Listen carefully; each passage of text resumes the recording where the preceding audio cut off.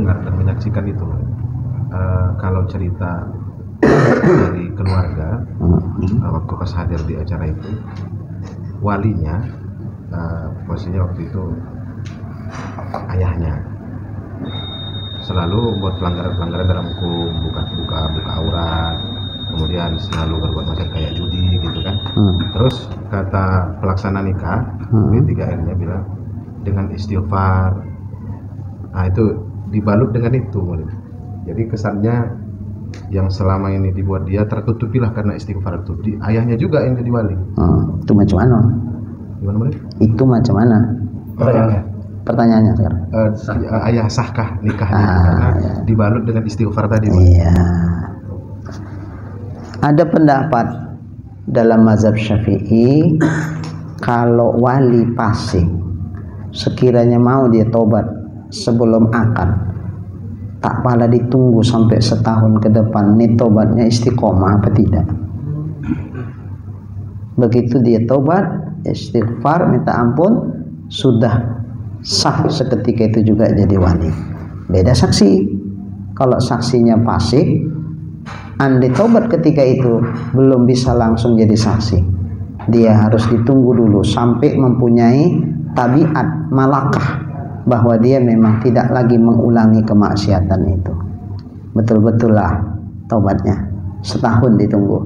Apabila ternyata istiqomah di atas tobatnya itu, maka ketika itu berubah, tidak lagi dia fasik tapi sudah jadi adil. Ketika dia sudah adil, maka baru bolehlah dia jadi saksi.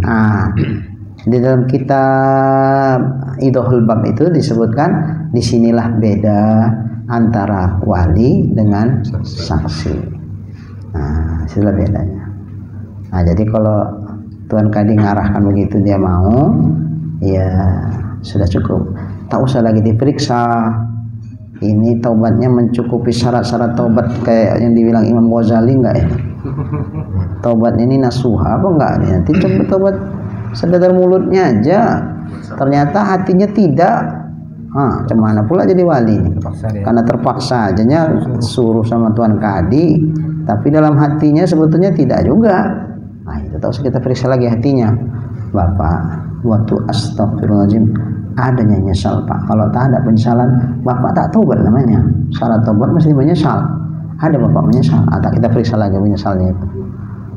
Ada enggak Pak berjanji dalam hati enggak mengulangi maksiat itu lagi? Karena syarat sah tobat itu begitu Pak. Kalau tak ada tekad dalam hati untuk tidak melakukan dosa itu lagi, itu belum tobat namanya. Kalau itu kita pertanyakan, karena itu perkara batin. Perkara yang batin.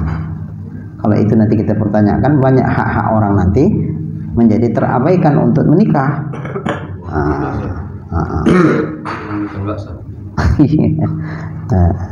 Jadi udah cukup istighfar, dia menyatakan bahwa dia bertobat, udah cukup.